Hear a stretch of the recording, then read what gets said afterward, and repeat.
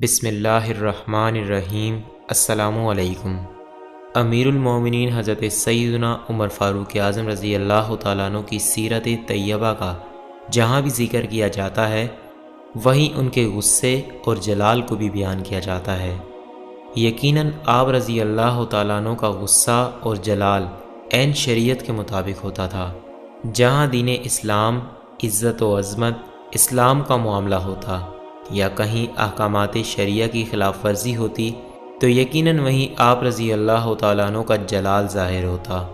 اور یہ آپ رضی اللہ تعالیٰ عنہ کی غیرت ایمانی تھی کہ جب آپ کی اپنی ذات کا معاملہ ہوتا تو قطعاً سختی نہ فرماتے، اور جہاں دین کا معاملہ ہوتا تو کسی کو معاف نہ فرماتے، اگرچہ ان کا سگا بیٹا یا کوئی رشتہ دار ہی کیوں نہ ہو۔ آپ رضی اللہ تعالیٰ عنہ کی دینی معاملے میں سختی کو خود رسول اللہ صلی اللہ علیہ وسلم نے بیان فرمایا۔ حضرت سیدنا انس بن مالک رضی اللہ تعالیٰ عنہ سے روایت ہے کہ رسول اللہ صلی اللہ علیہ وسلم نے ارشاد فرمایا، یعنی میری امت میں سب سے زیادہ رحم دل ابو بکر ہیں، اور دینی معاملے میں سب سے زیادہ سخت عمر ہیں، حیا کے اعتبار سے سب سے زیادہ سچے عثمان ہیں، اور سب سے بڑے قاضی علی بن ابی طالب ہیں۔ حضرت سیدنا عبداللہ بن عباس رضی اللہ تعالیٰ عنہ سے روایت ہے کہ دو عالم کے مالک و مختار سرکار صلی اللہ علیہ وسلم نے امیر المومنین حضرت سیدنا ابو بکر صدیق اور سیدنا عمر فاروق اعظم رضی اللہ تعالیٰ عنہ سے فرمایا، کیا میں ملائکہ اور انبیاء میں تمہاری مثل بیان نہ کروں؟ پھر آپ صلی اللہ علیہ وسلم نے سیدنا صدیق اکبر رضی اللہ تعالیٰ عنہ کی مثل بیان کرتے ہوئے ارشاد فرمایا، اے ابو بکر، ملائکہ میں تمہاری مثال میکائیل کی طرح ہے جو رحمت یعنی بارش لے کر نازل ہوتے ہیں، اور انبیاء میں تمہاری مثال حضرت ابراہیم علیہ السلام کی طرح ہے کہ جب ان کی قوم نے انہیں جھٹلایا اور ان کے ساتھ نازیبا سلوک کیا تو انہوں نے فرمایا، تو جس نے میرا ساتھ دیا وہ تو میرا ہے، اور جس نے میرا کہا نہ مانا تو بے شک تو بخشنے والا مہربان ہے۔ پھر آپ صلی اللہ علیہ وسلم نے سیدنا فاروق اعظم رضی اللہ تعالیٰ عنہ کی مثل بیان کرتے ہوئے ارشاد فرمایا، اے عمر، ملائکہ میں تمہاری مثال جبریل کی طرح ہے جو اللہ عز و جل کے دشمنوں پر اس کا عذاب شدت اور سختی لے کر اترتے ہیں، اور انبیاء میں تمہاری مثال حضرت نوح علیہ السلام کی طرح ہے کہ انہوں نے اپنی قوم کے لیے بارگاہ الہی میں یوں دعا کی، اے میرے رب، زمین پر کافروں میں سے کوئی بسنے والا نہ چھوڑ۔ حضرت سیدنا مولا علی رضی اللہ تعالیٰ عنہ سے روایت ہے کہ اللہ عز و جل کے محبوب صلی اللہ علیہ وسلم نے ارشاد فرمایا، یعنی عمر کے غصے سے بچو، کیونکہ جب انہیں غصہ آتا ہے تو اللہ عز و جل بھی جلال فرماتا ہے۔ واضح رہے کہ غصہ فی نفسہ برا نہیں، بلکہ غصے کا اظہار اگر شریعت کے دائرے میں رہ کر کیا جائے تو جائز ورنہ ناجائز۔ یہی وجہ ہے کہ بعض اوقات نیک لوگوں کو بھی غصہ آ جاتا ہے۔ اللہ عز و جل کے محبوب صلی اللہ علیہ وسلم نے ارشاد فرمایا، سینوں میں موجود قرآن حکیم کی عزت و عظمت کی خاطر حاملین قرآن کو بھی غصہ لاحق ہو جاتا ہے۔ ایک اور روایت میں ہے، دین کے لیے غصہ میری امت کے لیے بہترین اور نیک لوگوں کو ہی آتا ہے۔ ایک روایت کا مضمون کچھ اس طرح ہے، حاملین قرآن سے زیادہ دینی معاملے میں کوئی غضبناک ہونے کا مستحق نہیں، کیونکہ ان کے سینے میں قرآن پاک کی عزت و عظمت ہوتی ہے۔ غصے کا ناحق اظہار کرنا، دل میں کینہ رکھنا اور حسد کرنا، یہ تینوں چیزیں ایک دوسرے کو لازم و ملزم ہیں، یعنی ان کا ایک دوسرے سے تعلق ہے، کیونکہ حسد کینے کا نتیجہ ہے اور کینہ غصے کا نتیجہ ہے۔ چنانچہ اللہ تعالیٰ کا فرمان علی شان ہے، جبکہ کافروں نے اپنے دلوں میں اڑ یعنی ضد رکھی، وہی زمانے جاہلیت کی اڑ، تو اللہ تعالیٰ نے اپنا اطمینان اپنے رسول اور ایمان والوں پر اتارا، اور پرہیزگاری کا کلمہ ان پر لازم فرمایا، اور اس کے زیادہ سزاوار اس کے اہل تھے۔ حضرت علامہ مولانا حافظ ابن حجر مکی علیہ رحمہ اس آیت مبارکہ کو ذکر کرنے کے بعد ارشاد فرماتے ہیں، اس آیت مبارکہ میں اللہ عز و جل نے ناحق غصے کے سبب صادر ہونے والی نخوت و مروت ظاہر کرنے پر کفار کی مذمت فرمائی اور مسلمانوں کو نخوت و مروت سے بچانے والے اطمینان اور سکینہ نازل کرنے کی وجہ بیان کرتے ہوئے ان کی مدح فرمائی ہے کہ انہوں نے پرہیزگاری کو لازم پکڑ لیا ہے، اس لیے وہ اس کے اہل اور مستحق ٹھہرے۔ نور کے پیکر تمام نبیوں کے سرور دو جہاں کے تاجور صلی اللہ علیہ وسلم کا ارشاد پاک ہے، مومن کے غصے پی لینے سے بڑھ کر کوئی گھونٹ اللہ عز و جل کی بارگاہ میں زیادہ پسندیدہ نہیں، اور جو غصہ نافذ کرنے پر قدرت کے باوجود غصہ پی لے، اللہ عز و جل اس کے دل کو امن اور ایمان سے بھر دے گا۔ غصے کو زائل کرنے کا طریقہ۔ غصے کو زائل کرنے کے طریقوں پر مشتمل احادیث مبارکہ پیش خدمت ہیں۔ نمبر 1، جب تم میں سے کسی کو کھڑے ہوئے غصہ آئے تو وہ بیٹھ جائے، اور اگر بیٹھے ہوئے آئے تو لیٹ جائے۔ نمبر 2، جب تم میں سے کسی کو غصہ آئے تو اسے چاہیے کہ اعوذ باللہ پڑھ لے، اس کا غصہ ختم ہو جائے گا۔ نمبر 3، بے شک غصہ شیطان کی طرف سے ہے، شیطان آگ کی پیدائش ہے اور آگ پانی سے بجھتی ہے، لہٰذا جب تم میں سے کسی کو غصہ آئے تو وہ وضو کر لے۔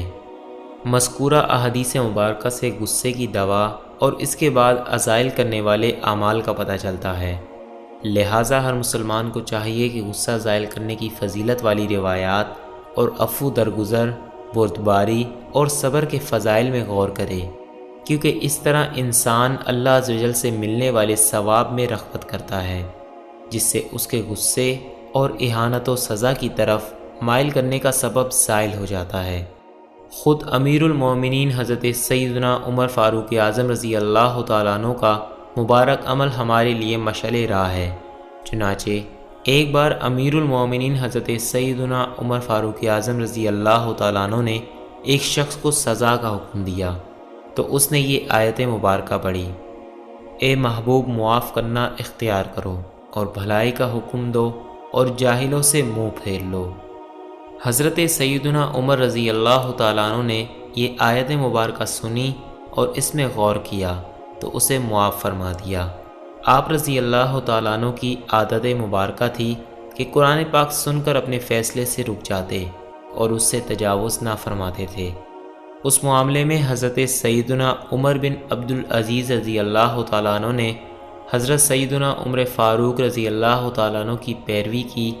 یوں کہ جب آپ رضی اللہ تعالیٰ عنہ نے ایک شخص کو کوڑے مارنے کا حکم دیا تو اس نے یہ آیت مبارکہ پڑھی، اور غصہ پینے والے، تو آپ رضی اللہ تعالیٰ عنہ نے بھی اسے آزاد کرنے کا حکم دے دیا۔ بزرگان دین نے غصے کو زائل کرنے کے مختلف طریقے بیان فرمائے ہیں۔ علامہ ابن حجر حتیمی علیہ رحمہ نے غصے زائل کرنے کے درج ذیل 5 طریقے بیان فرمائے ہیں۔ پہلا طریقہ یہ ہے کہ انسان اللہ عز و جل کی قدرت میں غور کرے کہ اللہ عز و جل بھی اس پر غضب فرمائے گا، کیونکہ انسان قیامت میں عفو درگزر کا زیادہ محتاج ہوگا۔ اسی لیے حدیث قدسی میں آیا ہے، اے ابن آدم، جب تجھے غصہ آئے تو مجھے یاد کر لیا کر، میں تجھے اپنے غضب کے وقت یاد رکھوں گا اور ہلاک ہونے والوں کے ساتھ تجھے ہلاک نہ کروں گا۔ دوسرا طریقہ یہ ہے کہ بندہ خود کو سامنے والے کے انتقام لینے سے ڈرائے کہ اگر کوئی شخص اس سے انتقام لینے پر مسلط ہو جائے، اس کی عزت دری کرے، اس کے عیبوں کو ظاہر کرے اور اس کی مصیبت پر خوشی کا اظہار وغیرہ جیسے دشمنانہ افعال کرے تو اس پر کیا گزرے گی؟ یہ وہ دنیاوی مصیبتیں ہیں جس سے آخرت پر کامل بھروسہ نہ کرنے والے کو بھی چاہیے کہ ان سے غفلت نہ برتے۔ تیسرا طریقہ یہ ہے کہ انسان حالت غصے کی بری صورت میں غور کرے اور اپنے نزدیک غصے کی قباحت اور غضبناک شخص کی کاٹنے والے کتے سے مشابہت کا تصور خیال کرے اور بردبار شخص کی انبیاء علیہ الصلوۃ والسلام اولیاء اعظام سے مشابہت میں غور کرے اور پھر ان دونوں مشابہتوں کے فرق میں غور و فکر کرے۔ چوتھا طریقہ یہ ہے کہ انسان غصے کو ابھارنے والے شیطانی وسوسے پر کان ہی نہ دھرے، کیونکہ اگر وہ اسے چھوڑ دے تو وہ اسے لوگوں کے سامنے عاجز ظاہر کر دے گا، اور یہ سوچے کہ اس کا غصہ اور انتقام اللہ عز و جل کے عذاب اور اس کے انتقام سے کمتر ہے، کیونکہ غضبناک شخص کسی چیز کو اپنی چاہت کے مطابق دیکھنا چاہتا ہے، اللہ عز و جل کے ارادے پر نظر نہیں رکھتا، اور جو اس آفت میں مبتلا ہو جائے تو وہ اللہ عز و جل کے غضب اور اس کے عذاب سے بے خوف نہیں ہو سکتا، جو کہ بندے کے غصے اور انتقام سے بہت بڑا اور سخت ہے۔ پانچواں طریقہ یہ ہے کہ وہ یہ عمل کرے کہ شیطان مردود سے اللہ عز و جل کی پناہ چاہے اور اپنی ناک پکڑ کر یہ دعا مانگے: اے حضرت سیدنا محمد صلی اللہ علیہ وسلم کے رب عز و جل، میرے گناہ بخش دے اور میرے دل کے غصے دور فرما اور مجھے گمراہ کرنے والے فتنوں سے نجات عطا فرما، کیونکہ یہ دعا حدیث مبارکہ میں وارد ہوئی ہے۔ پھر اسے چاہیے کہ بیٹھ جائے، پھر بھی غصہ ختم نہ ہو تو لیٹ جائے، کہ اسے جس زمین سے پیدا کیا گیا ہے اس کے قریب ہو جائے، حتیٰ کہ وہ اپنی اصل کے حقیر ہونے اور اپنے نفس کی ذلت کو پہچان لے، اور غصے سے پیدا ہونے والی حرکت اور حرارت سے پیدا ہونے والا غضب سکون پا لے۔ امیر المومنین حضرت سیدنا عمر فاروق اعظم رضی اللہ تعالیٰ عنہ نے ایک مرتبہ غصے کے وقت ناک میں پانی چڑھایا اور ارشاد فرمایا: غصہ شیطان کی طرف سے ہے اور یہ عمل غصے کو دور کر دیتا ہے۔ رسول اللہ صلی اللہ علیہ وسلم نے فرمایا: اے ابو ذر، نظر اٹھا کر آسمان اور اس کے خالق عز و جل کی عظمت کی طرف دیکھو، پھر یہ یقین کر لو کہ تم کسی سرخ یا سیاہ سے افضل نہیں، مگر یہ کہ تم علم میں اس سے افضل ہو جاؤ۔ جب تمہیں غصہ آیا کرے تو اگر تم کھڑے ہو تو بیٹھ جاؤ، اور اگر بیٹھے ہو تو ٹیک لگا لو، اور اگر ٹیک لگا کر بیٹھے ہو تو لیٹ جاؤ۔